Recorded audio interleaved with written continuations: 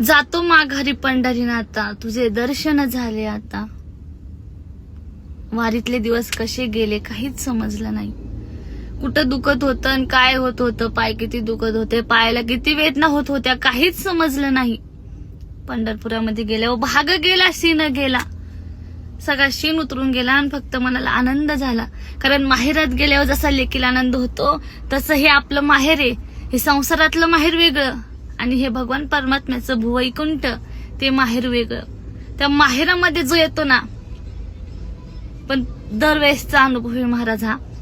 दरवेळेस आपण जसं पंढरपुरामध्ये वारी संपली आणि वारकरी माघारी निघतात, असा कंठ दाटून येतो.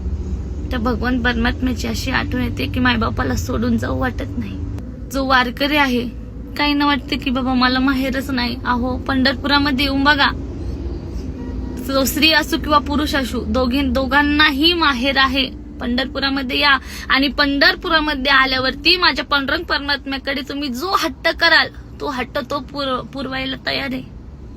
पण आपण हट्ट कोणता करावा तेही खूप महत्वाचं आहे.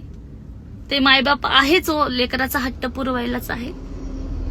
फक्त भगवंताला एवढीच प्रार्थना आहे, देवा बोलिले लेकुरे वेडी वाकुडे उत्तरे, करा क्षमा अपराध महाराज तुम्ही सिद्ध.